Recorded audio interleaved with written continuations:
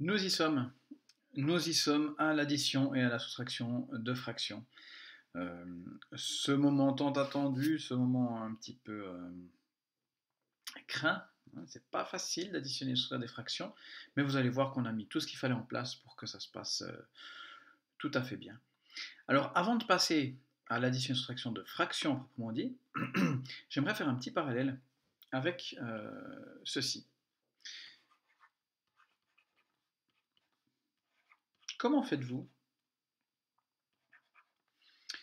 pour additionner deux longueurs ici qui sont données, ma foi, avec des unités différentes? Alors, déjà, j'espère que personne n'est en train de se dire ah bah c'est 8, je sais pas quoi, hein, centimètres carrés, pourquoi pas, non, non.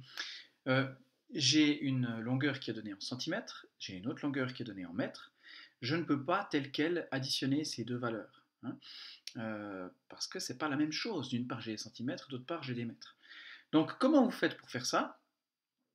Eh bien, vous allez changer les unités. Hein, ici, centimètres et mètres, c'est pas la même chose. Vous allez vous débrouiller. Il y a plusieurs façons de faire ça. Vous allez vous débrouiller pour avoir la même unité. Alors, par exemple, on peut dire, bah allez, je mets tout en centimètres. Allons-y. Alors, si je mets tout en centimètres, bon, bah 3 centimètres, c'est déjà bon.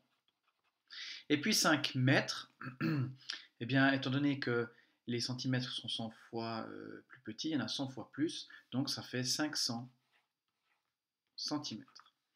Et puis maintenant que j'ai la même unité, hein, j'ai 3 cm plus 500 cm, ça fait combien de centimètres? Eh bien ça en fait 503. Voilà le petit rappel que je voulais vous faire. Pourquoi je vous fais ce rappel? Eh bien parce que les fractions finalement c'est la même chose. Imaginez que j'ai 3 demi et puis que je veux additionner un 3 demi, 5 demi. Non, pas 5 demi, 5 quarts. Justement pas 5 demi, 5 quarts. C'est problématique parce que si j'avais 3 demi plus 5 demi, bah, je pourrais compter combien ça fait de demi. J'en ai 3 au début, j'en ajoute 5, ça fait 8 demi. Le problème, c'est qu'ici, bah, j'ai pas la même chose. Une fois j'ai des demi, puis une fois j'ai des quarts. Donc ça va pas. Comme avant, ça allait pas quand j'avais des centimètres et des mètres. Donc l'idée avant, c'était de se dire, bah, ok, bah, je choisis une unité commune. Et bien ici, c'est exactement ce que je vais faire.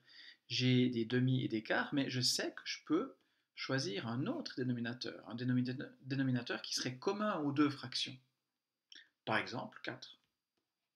Hein, je peux transformer ces deux fractions de sorte à ce qu'il y ait 4 en bas. Alors ici, j'ai fait x2, donc en haut, je vais aussi faire x2, donc ça fait 6. Oups. Et puis ici, ben là, j'ai rien fait. Ben, tant mieux, donc en haut, je fais rien non plus, ça fait 5. Donc au départ, j'avais deux fractions qui n'avaient pas le même dénominateur, la même unité. Hein. Puis je me suis débrouillé pour que ces deux fractions aient la même unité. Et bien maintenant, je peux additionner. Alors quand j'additionne des quarts et des quarts, ça fait toujours des quarts.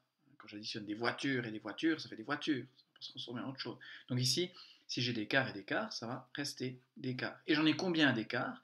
Eh bien j'en ai tout d'abord 6 ici, et là j'en ai 5, donc ça fait 11 quarts.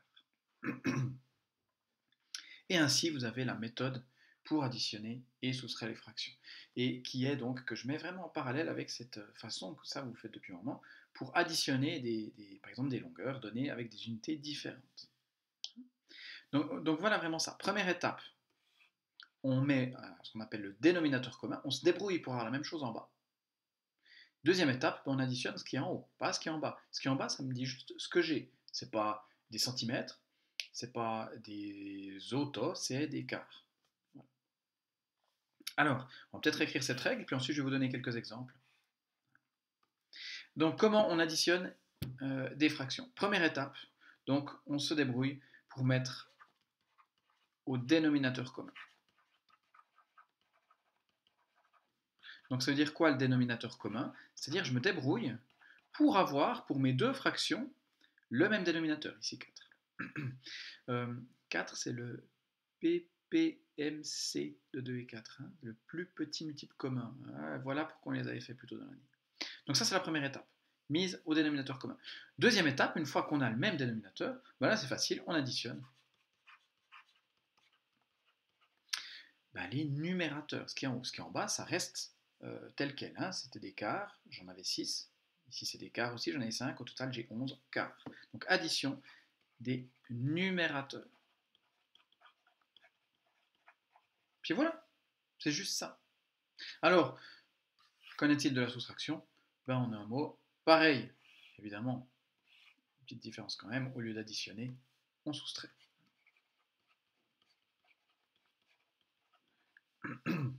Voilà, voilà, c'est tout donc pour la méthode pour additionner et soustraire des fractions. Alors, petit exemple, hein, donc ça ici, donc c'était pour, oups, là, ça c'est pour avoir l'idée, hein, un petit peu comment on peut faire. C'est pas une addition de fractions. Et je vais vous donner donc quelques exemples encore ici. Alors faisons peut-être une fois une soustraction. Si je prends par exemple 1 sixième moins 3 quarts. Alors, première étape, recherchons un dénominateur commun. Alors réfléchissez, entre 6 et 4, qu'est-ce que je peux prendre comme dénominateur commun? Donc je vais pouvoir amplifier chacune de ces fractions jusqu'à avoir la même chose. Alors là, en général, j'ai deux réponses. Il y en a qui me disent, ah bon, mais 12. Puis je vais le faire, puis on va voir ce que ça fait. Et puis il y en a qui me disent, ah ben 24.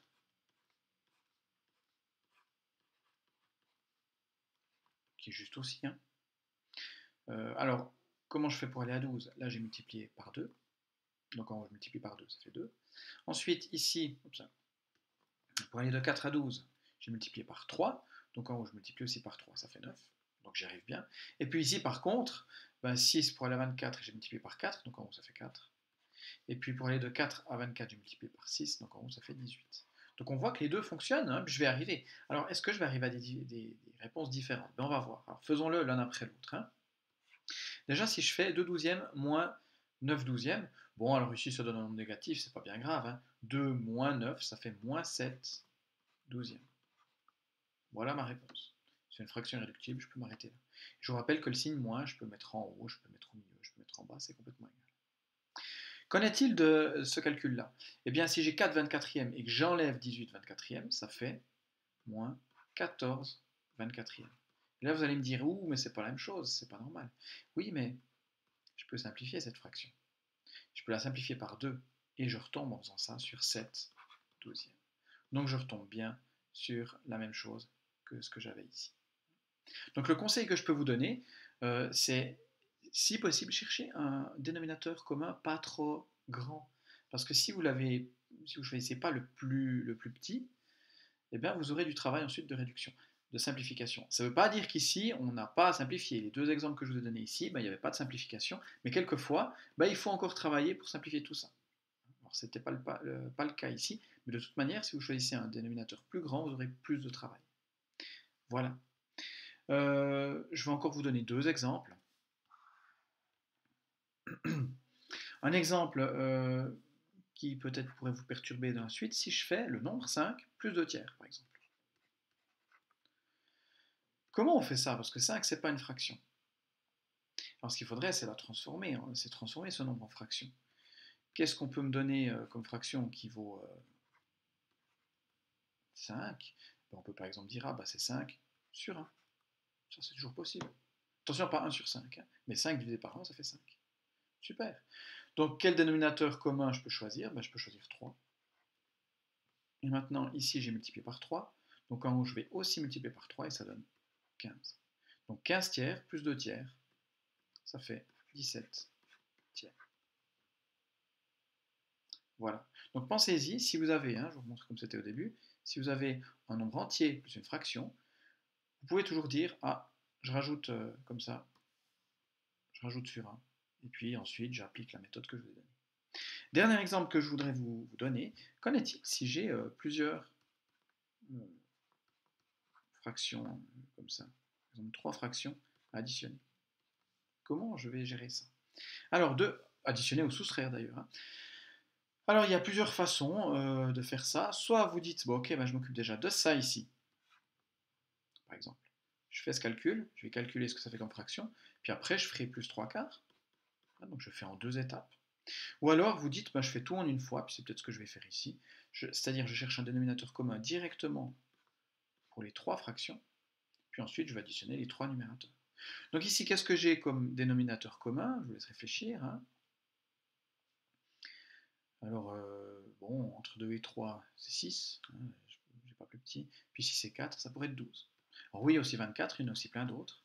Mais 12, c'est le plus petit, hein, c'est le plus petit multiple commun, donc on va prendre 12. Alors, pour aller de 2 à 12, j'ai fait x6, donc en haut, je fais x6. Pour aller de 3 à 12, j'ai fait x4, donc en haut, je fais x4. Pour aller de 4 à 12, je fais x3, donc en haut, je fais x3. Et puis maintenant, alors ça va rester des douzièmes, attention. Puis combien j'en aurai des douzièmes? J'en aurai 6 plus 8 plus 9. Donc 6 plus 8, ça fait 14 plus 9, 23 douzièmes. Voilà pour ces exemples d'addition, soustraction de fractions. Hein, et vous devez donc vraiment apprendre cette formule qui se trouve dans votre aide-mémoire d'ailleurs, par cœur ici.